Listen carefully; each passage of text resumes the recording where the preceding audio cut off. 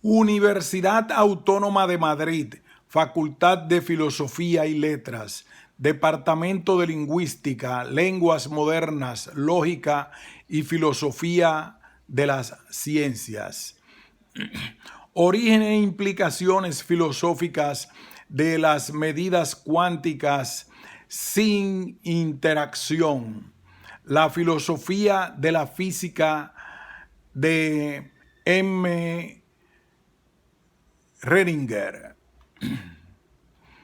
dirigida por Karim Gerard Martín.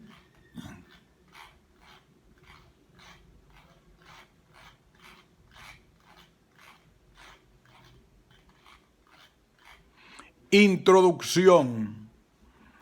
La forma en que la física y la filosofía contemporáneas entienden los fenómenos cuánticos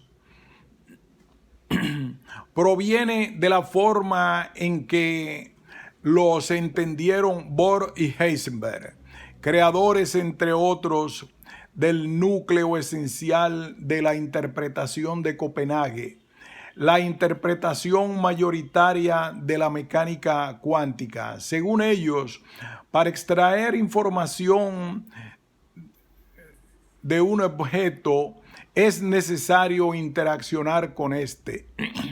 Y en la interacción,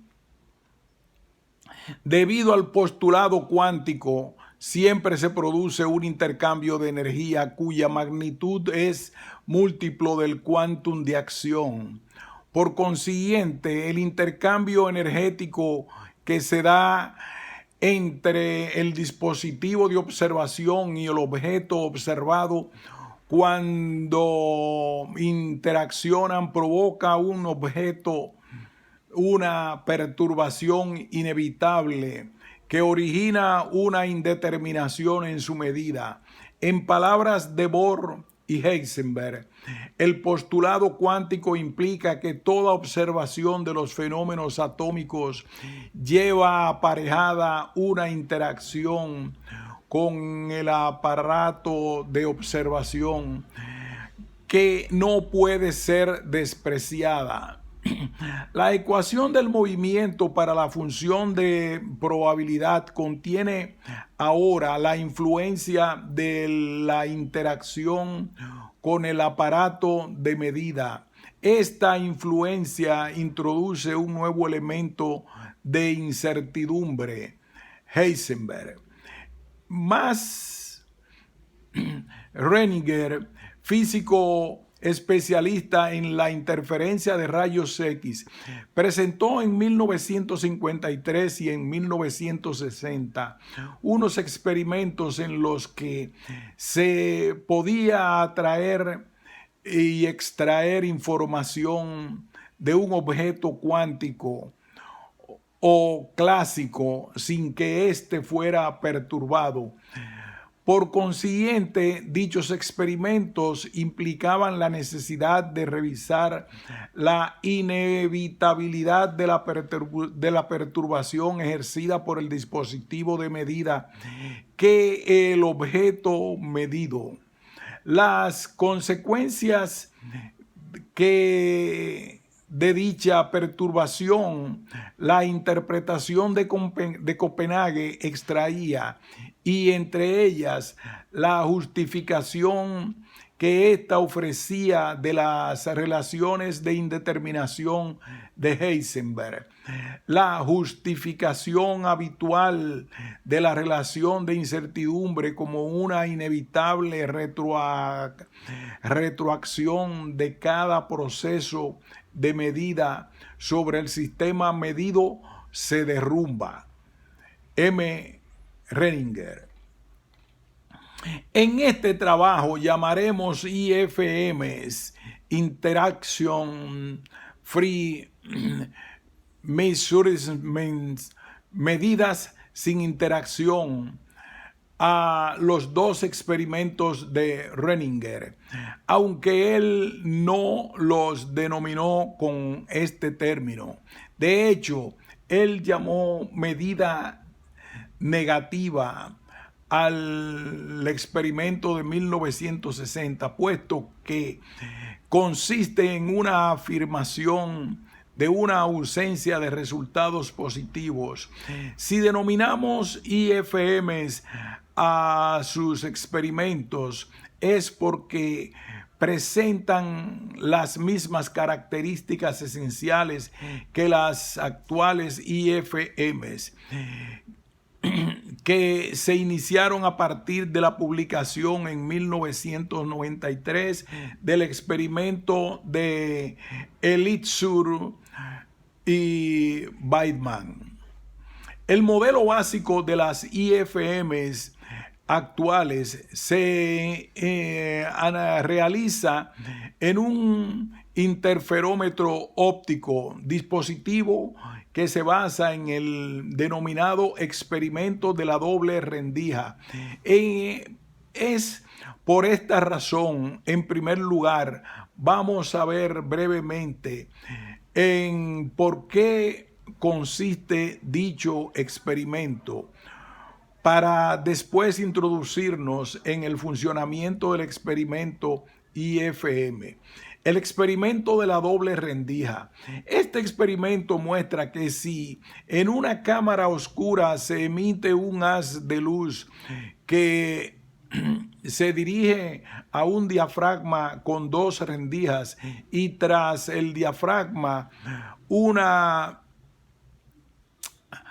hay una pantalla, entonces en dicha pantalla se basa en la naturaleza ondulatoria de la luz y es la siguiente: cuando la luz pasa por las dos rendijas, genera dos ondas que interfieren entre sí, y en los lugares en los que éstas coinciden en fase, es decir, la cresta de una onda coincide exactamente con la cresta de la otra onda.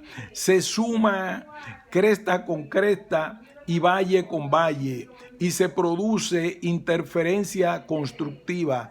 Y en cambio, en los lugares donde se superponen la onda de fase opuesta, de manera que la cresta de una onda se suma al valle de la otra onda, la interferencia es destructiva. Las zonas de interferencia constructiva de las ondas se corresponden con las franjas brillantes en la pantalla, mientras que las zonas de interferencia destructivas se corresponden con la franja oscura, tal cual aparece en la figura siguiente. El experimento IFM. El experimento IFM muestra que es posible ver un objeto que está presente sin que la luz interaccione con él. Para dar más emoción al experimento, se imaginó que dicho objeto era una bomba supersensible que explotaría si un solo fotón impactara en su superficie. La justificación del experimento es la doble naturaleza de la luz ondulatoria y corpuscular, y se realiza en un interferómetro Mach Zehnder, un dispositivo como es visto en la figura inferior, que contiene dos espejos en los puntos C y B, dos divisiones de haces situados en los puntos A y D, y dos detectores que son D1 y D2. Si el camino de arriba y el de abajo del interferómetro son iguales, en él se realiza el experimento de la doble rendija, correspondiendo los detectores a las franjas de interferencia D1 a la banda de interferencia constructiva y D2 a la banda de interferencia destructiva. Según la descripción ondulatoria, cuando la luz entra en el interferómetro por el extremo inferior izquierdo, constituye una onda que al impactar con el divisor del haz situado en el punto A se divide en dos ondas, una que se propaga por el camino de arriba y otra que se propaga por el camino de abajo hacia la derecha. Así la primera llega al espejo situado en B y refleja, y la segunda llega al espejo situado en B y también se refleja. Ambas ondas reflejadas se reúnen en D donde se interfieren, se superponen y el divisor del haz envía la luz al detector D1, que corresponde a la banda brillante, a la interferencia constructiva, mientras el detector D2 permanece oscuro porque no llega la luz hasta él, ya que corresponde a la banda de interferencia destructiva. Cuando hay un objeto interpuesto en uno de los caminos del interferómetro, como se representa en la figura inferior, se necesita la descripción corpuscular de la luz para explicar los fenómenos que se observan. En esta descripción, el fotón es una partícula indivisible y solo se desplaza por uno de los dos caminos del interferómetro, y la función del divisor del haz ofrece la probabilidad de que el fotón vaya por un camino o por otro. Cuando entra un fotón en el interferómetro, el experimento presenta tres resultados posibles. Primero, en un 50% de los casos, ningún detector se ilumina, lo cual indica que el fotón ha absorbido o dispersado por el objeto y no ha llegado a los detectores finales. En el caso imaginario de que el objeto fuera una bomba, esta hubiera explotado. 2. En el 25% de los casos se ilumina el detector D1. Este resultado no es significativo, puesto que no indica que un objeto esté presente en el camino del interferómetro, ni que no lo esté, ya que por una parte, siempre que no hay ningún objeto interpuesto, como hemos visto, se ilumina D1, y por otra parte, también existe la posibilidad de que, estando el objeto en un camino, el fotón se desplace en el otro camino y este se refleje en el divisor de haz situado en D y finalmente salga por D1. 3. En el 25% de los casos se ilumina el detector D2. Este resultado es significativo, puesto que indica que hay un objeto interpuesto en uno de los dos caminos del interferómetro. El fotón ha ido por el otro camino. Este se ha transmitido en el divisor de haz situado en D y finalmente ha salido por D2. Por consiguiente, este resultado corresponde a una IFM, una medida sin interacción, ya que se ve el objeto sin que el fotón lo toque. Cabe señalar que, si bien en un principio, como vemos, el rendimiento de la IFM era solo un 25%, posteriormente se llegó cerca del 100%. Objetivos y tesis del trabajo. La administración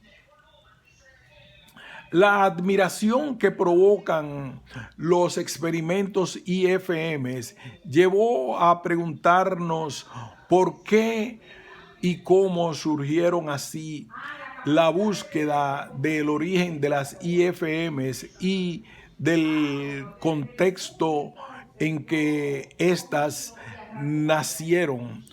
Fue el primer objeto de nuestra investigación.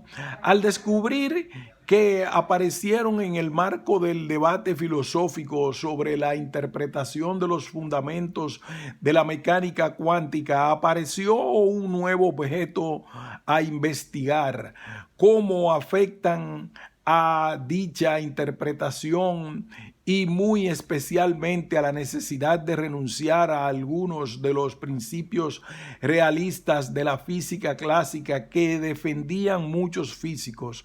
Así, en síntesis, los objetivos de nuestra investigación han sido buscar y estudiar el origen histórico de las IFM, el marco conceptual en el que surgieron las IFM, las implicaciones filosóficas de las primeras IFM.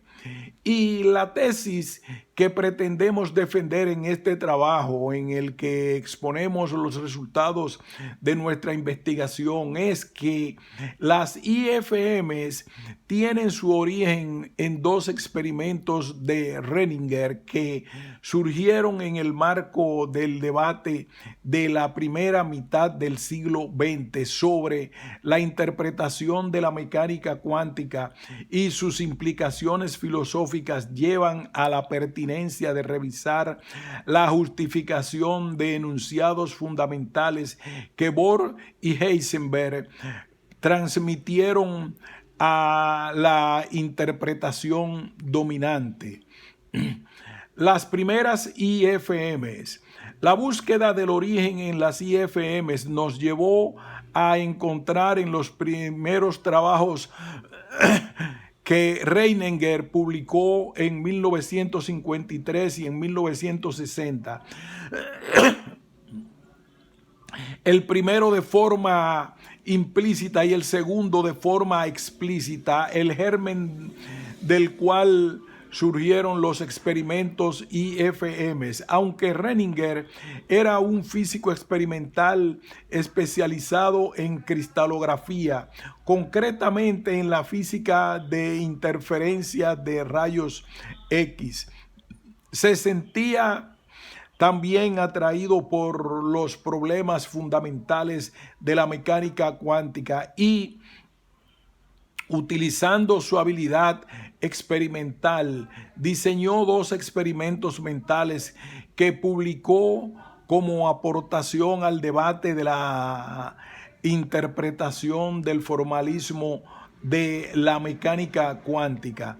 Así, los autores consultados, que en sus artículos tratan de las raíces históricas de la IFMs, sitúan el experimento de Renninger, publicado en 1960, como el primer experimento IFM, aunque a este experimento a menudo se lo denomina medida de resultado negativo, puesto que en él la no observación de un resultado implica un colapso de la función de onda. Es en esencia una IFM porque en él surge la observación a partir del hecho de que no hay ningún intercambio en el estado del detector, tal cual veremos en la medida de resultado negativo de Renninger de 1960. La observación de que el fotón no incida sobre una primera pantalla, es decir, no se perciba ningún destello en ella, indica que incidirá sobre otra segunda pantalla. Así, la función de onda del fotón, que en principio tenía dos componentes, el que representaba la posibilidad de chocar con la primera pantalla y el que representaba la posibilidad de chocar con la segunda, se reduce a un solo componente, el de chocar con la segunda. Pero, ¿cómo ha sido reconocido el experimento de 1953 en la historia reciente de las IFMs? Tan solo hemos encontrado una referencia en la que hace Weidman en uno de sus artículos, en el que manifiesta que Renninger había publicado en 1953 un trabajo donde presentaba un dispositivo casi idéntico al que Elitzur y Weidman habían presentado en 1993, pero con un objetivo diferente al de estos, que pretendían obtener información de un objeto que podía ser una bomba, de forma que no hubiera ninguna interacción con él. El experimento de Elitzur y Weidman tuvo gran repercusión y fue tomado como base para posteriores desarrollos que veremos al final de nuestro trabajo. Fue expuesto por sus autores con gran claridad y por esta razón ha sido utilizado para ofrecer el modelo básico de IFM al principio de esta introducción. Efectivamente, como vemos, el objeto de Renninger no es el de Elitzur y Weidman, pero el montaje, el procedimiento y el cálculo de probabilidades de los posibles resultados finales del experimento son los mismos. Por esta razón, mantenemos que el experimento mental que Renninger presentó en 1953 puede considerarse como un primer embrión de las IFMs diseñadas posteriormente. El objetivo principal de Renninger declaraba en su artículo de 1953 era teórico y estaba referido a los fundamentos de la mecánica cuántica, puesto que con el experimento que había diseñado se proponía defender la tesis de que Broglie, es decir, pretendía mostrar empíricamente la existencia real de la onda guía de la onda que acompaña la partícula cuántica. En el experimento de Renninger, esta partícula cuántica era el fotón que se desplazaba por los brazos del interferómetro y podía incidir o no sobre un objeto absorbente que corresponde a la bomba interpuesta en el dispositivo de Elitzur y Weidman. Renninger, como veremos, al igual que Elitzur y Weidman, observó que había la posibilidad de que el detector final indicara que existía un objeto interpuesto sin que el fotón hubiera chocado con él, pero supeditó la observación de este fenómeno a su objetivo principal, la demostración de la existencia de la onda que transporta el fotón.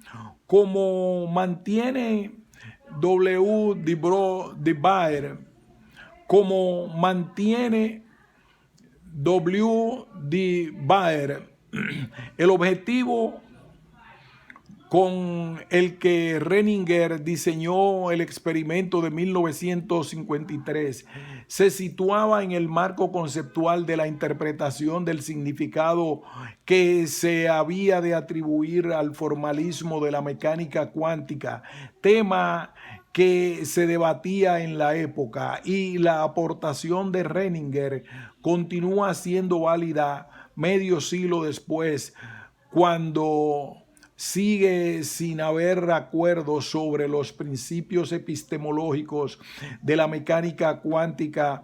De Baer lamenta que no se haya tenido en cuenta el trabajo de que Renninger publicó en 1953 y cita como excepción a Hammer, quien en su monumental obra de Philosophy of Quantum Mechanics hace una digresión en la exposición del desarrollo de la teoría de la medida para explicar el contenido de los dos artículos de Renninger que, según Hammer, trataban profundos problemas de la mecánica cuántica y provocaron gran discusión en cuanto aparecieron. Hammer en su digresión también comenta las reacciones de algunos físicos como Einstein y Heisenberg a los trabajos de Renninger, asunto que posteriormente trataremos. Pero según de Baer, en la comunidad de físicos de habla inglesa y francesa, el artículo de Renninger de 1953 no fue percibido en absoluto. No obstante, hemos encontrado una excepción. De Broglie lo calificó de très remarquable, aunque para él, como veremos, el trabajo significativo de Renninger era el de 1960, puesto que mostraba una de las dificultades que la interpretación dominante de la mecánica cuántica había de resolver. Así pues, los dos experimentos de Renninger, tanto en el de 1953 como el de 1960, muestran unos fenómenos empíricos que, según el autor, la interpretación dominante, la de Copenhague, había de tener en cuenta y explicar. Pero ¿qué se entiende por la interpretación de Copenhague? ¿Cuáles son sus tesis? A menudo hemos visto en la literatura estudiada que en lugar de esa expresión aparecen otras expresiones como interpretación usual, interpretación mayoritaria, interpretación estándar o interpretación ortodoxa, y nunca son expresiones que se refieren a una concepción unitaria, a un sistema de enunciados determinados rigurosamente con precisión. Más bien constituyen generalmente expresiones que utilizaban quienes se oponían a un conjunto de tesis defendidas por una mayoría de físicos. En los artículos de Renninger, como vamos a ver, estos son representados por Bohr, Heisenberg, Born y Jordan. Esta concepción surgió en el espíritu del ambiente del Instituto Bohr de Copenhague, es decir, alrededor de su fundador, en torno a sus enseñanzas, debates, y fueron aprobadas por el mismo Bohr, que representa la figura paternal de la mecánica cuántica. 4 de las tesis fundamentales de la interpretación de Copenhague son: el postulado cuántico, según el cual la interacción entre el positivismo, el postulado cuántico, según el cual la interacción entre el dispositivo de medida y el objeto medido nunca es despreciable y por consiguiente no se puede conocer el estado del objeto independiente de la observación a que es sometido.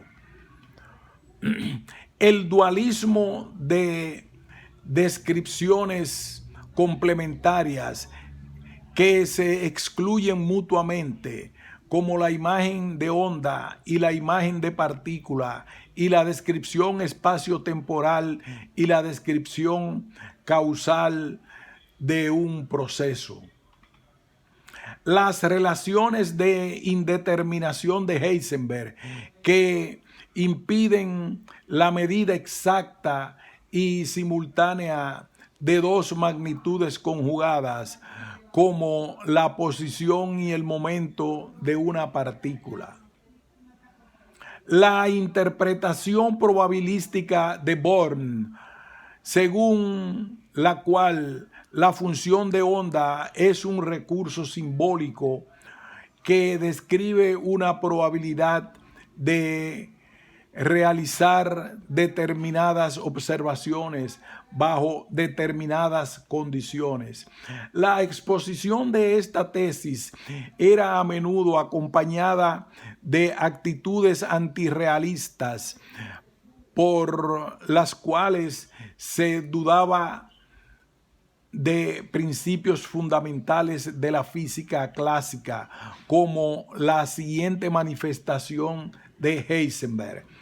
Todos los adversarios de la interpretación de Copenhague están de acuerdo con el punto, volver al concepto de la realidad de la física clásica. Preferirían regresar a la idea de un mundo real objetivo cuyas partes más pequeñas existen objetivamente del mismo modo que existen las piedras o los árboles, independientemente de si las observamos o no. Esto, sin embargo, es imposible, o por lo menos no es completamente posible por la naturaleza de los fenómenos atómicos. Entre los adversarios a los que se refería Heisenberg se encontraban Einstein, de Broglie y Schrödinger. Renninger compartía tesis con estos tres últimos, aunque en sus escritos solo lo manifiesta respecto a los dos primeros, y en cambio mostraba su disconformidad con determinadas tesis de Bohr, de Heisenberg y de Jordan, a los que cita crítica y reiteradamente en sus trabajos. Pero detengámonos ahora en las cuatro tesis previamente citadas, propias de la interpretación de Copenhague. La primera, el postulado cuántico, es, según Bohr, la esencia de la teoría cuántica. Por este postulado, todos los intercambios de energía se realizan a través de transferencias discretas de energía de una magnitud que es múltiplo de H, o la constante de Planck. El denominado quantum de acción o constante de Planck es así, pues, cuando se observa un objeto atómico con un instrumento, hay un intercambio de energía entre el objeto y el instrumento, y este intercambio nunca puede ser nulo. Además, en física atómica nunca puede despreciarse debido a las dimensiones del mundo atómico. En cambio, en física clásica sí puede obviarse, puesto que el valor de H es extremadamente pequeño comparado con las acciones implicadas en los fenómenos que observamos en el mundo macroscópico. El postulado cuántico, según Bohr, tuvo consecuencias trascendentales que llevaron a revisar los fundamentos de la física clásica, como la revolución copernicana que apartó al hombre del centro del universo. El postulado cuántico ofreció a Bohr una lección epistemológica que le mostró que la actitud del hombre ante la naturaleza había cambiado. La razón es que dicho postulado eliminó la posibilidad de realizar una observación pura sin perturbar de manera significativa el objeto observado. Por consiguiente, según Bohr, no se podía definir el estado del objeto, puesto que tal como se entendía la noción de estado del objeto, exigía la eliminación de toda perturbación externa, y tampoco se podían hacer predicciones sobre la futura evolución del sistema, es decir, sobre su comportamiento causal, entendiendo por descripción causal la descripción determinista propia de la mecánica newtoniana, la que, partiendo del estado de un sistema físico definido en un instante dado, permite predecir su estado en cualquier instante posterior. Así, el postulado cuántico no solo lleva a Bohr a abandonar la causalidad, sino también a renunciar a la posibilidad de un conocimiento objetivo de los fenómenos atómicos, puesto que es imposible conocer el objeto tal como es, independientemente del sujeto observador. Después, el postulado cuántico lleva también a Bohr a renunciar a la posibilidad de visualizar los procesos atómicos, porque la interacción, según Bohr, impide crear imágenes intuitivas válidas del objeto. Finalmente, el postulado cuántico también lleva a Bohr a una realidad indisoluble sobre el sujeto y objeto, puesto que el dispositivo que perturba el objeto es dirigido, manejado y observado siempre por el sujeto. En cambio, los experimentos de Reininger muestran que es posible realizar medidas sin perturbar el objeto observado, y además, como veremos, es también posible visualizar los procesos cuánticos.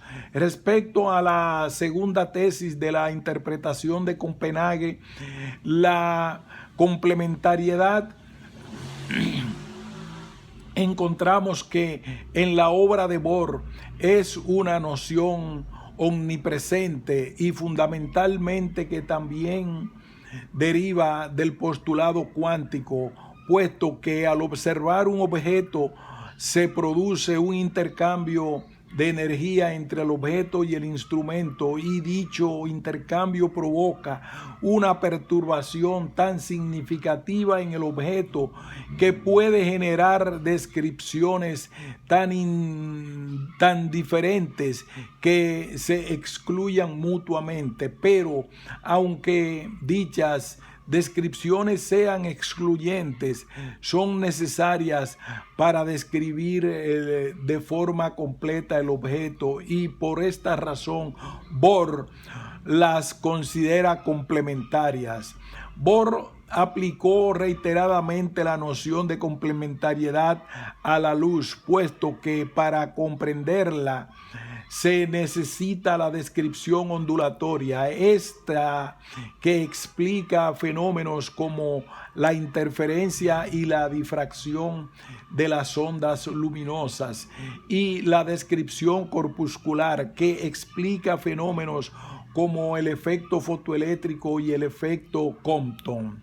Dependiendo de cómo se observe la luz, se ve un aspecto u otro, pero ambas descripciones que utilizan nociones diferentes son excluyentes y necesitan experimentos diferentes. Así, según Bohr, se necesita un dispositivo para mostrar la naturaleza ondulatoria de la luz y otro distinto para mostrar su naturaleza corpuscular.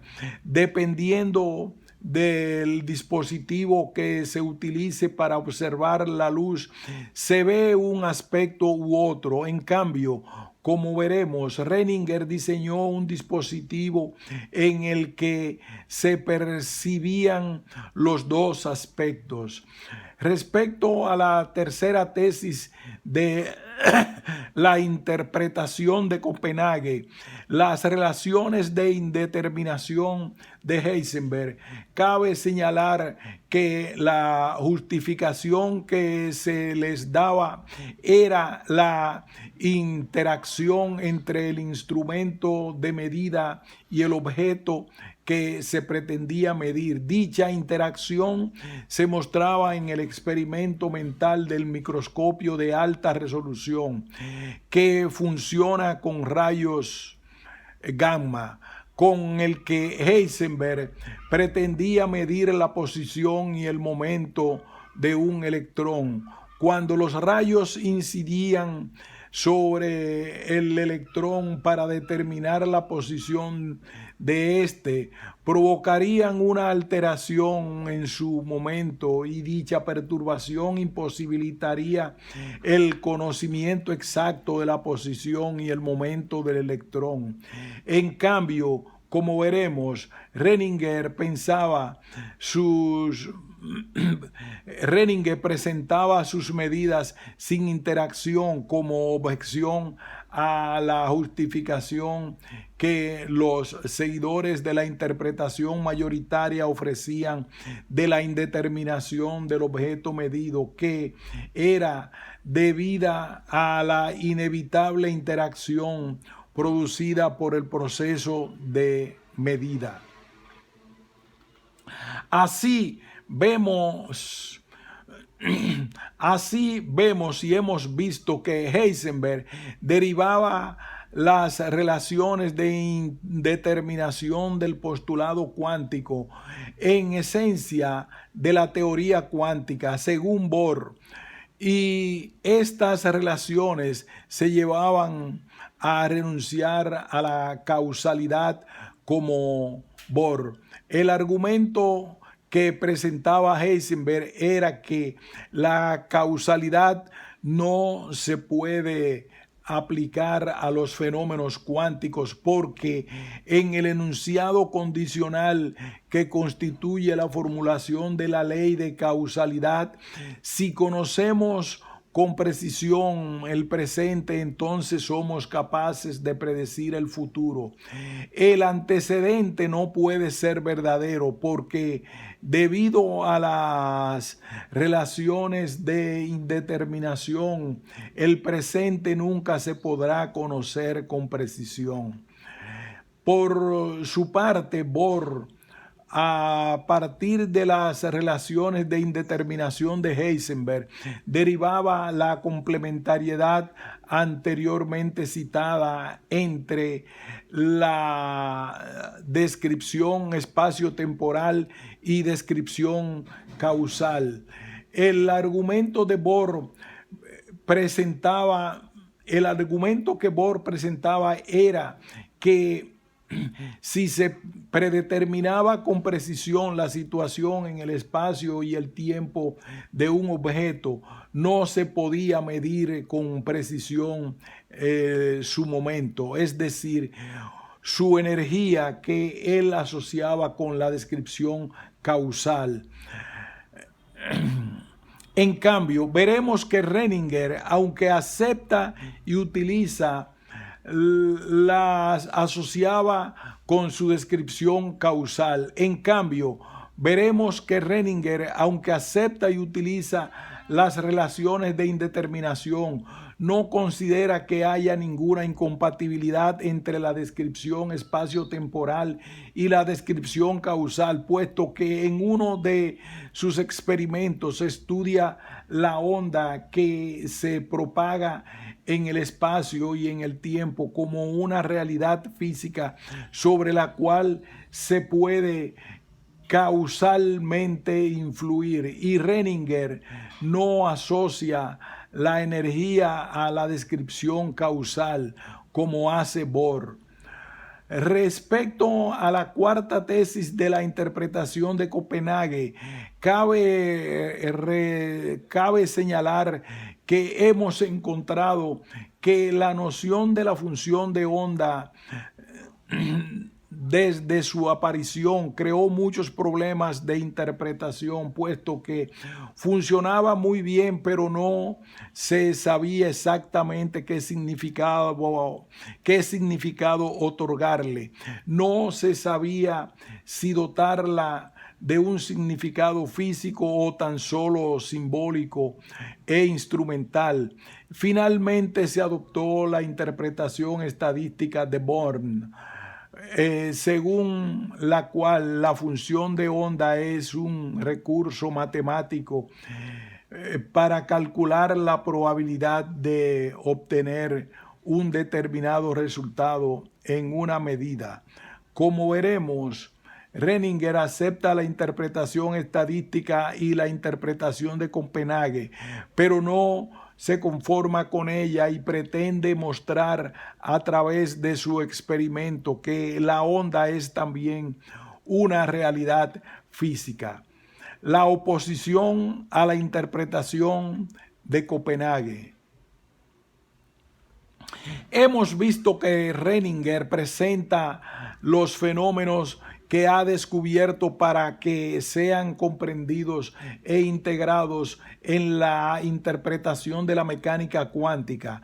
Sus experimentos están en línea de la oposición a la interpretación de Copenhague en diversos puntos. En primer lugar, con dichos experimentos, su autor rechaza la justificación de las relaciones de determinación que se basa en la perturbación producida en el objeto por el instrumento, perturbación que por el postulado cuántico nunca es despreciable en el dominio atómico. En segundo lugar, rechaza la complementariedad de la descripción ondulatoria y corpuscular de la luz, es decir, la concepción según la cual el modelo ondulatorio y el corpuscular se excluyen entre sí y se necesitan experimentos diferentes para mostrar las dos naturalezas de la luz. En tercer lugar, Renninger no está satisfecho con la interpretación estadística de la onda y pretende probar que la onda, además de ser un recurso formal para calcular probabilidades, es también una realidad física. Concretamente pretende probar empíricamente el modelo de la onda guía de Broglie. Y finalmente, en cuarto lugar, vemos que para probar que la onda constituye una realidad física, utiliza la noción de causa de manera significativa. Renninger muestra una cercanía intelectual a Einstein, en el más destacado adversario de la interpretación de Copenhague, por diversas razones. Una razón es la insatisfacción con la interpretación estadística de la onda. Otra razón que enlaza con la anterior es la sospecha de incompletitud de la teoría cuántica por no explicar todos los hechos cuánticos experimentales. Otra razón de la voluntad de mantener la descripción causal y la descripción espaciotemporal para la comprensión de los fenómenos cuánticos. Y la razón fundamental es que Renninger manifiesta que su noción de realidad física está inspirada en la noción de elemento de la realidad física de FPR. Así, Renninger, para probar que con la práctica está asociada una onda que se propaga en el espacio y en el tiempo como una realidad física, define la realidad física como una entidad en la cual es posible influir experimentalmente, de modo que los futuros resultados de los experimentos muestren de una manera inambigua que esta realidad ha sido causalmente influida por la actuación experimental. En esta concepción de realidad física de Renninger, encontramos también la existencia de la respuesta de Schrödinger que ofrecía ante una pregunta que planteaba la teoría atómica: ¿en qué podemos basar la existencia de objetos alejados de la percepción directa como el electrón? La propuesta de Schrödinger era que podemos aceptar la existencia real de una entidad si observamos el efecto a través del cual se manifiesta, puesto que algo que influye sobre el comportamiento físico de una cosa no puede llamarse menos real que ese algo sobre el que influye. Además, como Renninger, también Schrödinger otorgaba una realidad física a la onda y tampoco se conformaba con la interpretación estadística. Schrödinger no pensaba que los descubrimientos del dominio cuántico implicaran la renuncia al ideal de la objetividad y al recurso de la visualización, de las cuales contribuían a que la ciencia ofreciera una imagen inteligible del mundo. Muchos de los trabajos de Schrödinger que hemos encontrado están dirigidos a los seguidores de la interpretación de Copenhague, como los artículos de Renninger, para que tengan en cuenta su aportación. Schrödinger pensaba que la teoría cuántica tenía muchos huecos que había que llenar. Entre ellos, según Renninger, estaba la explicación de las IFMs. Por todo ello, pensamos que Renninger se encuentra también en la línea intelectual de Schrödinger frente a la interpretación de Copenhague. Estructura de este trabajo. Hacemos un paréntesis.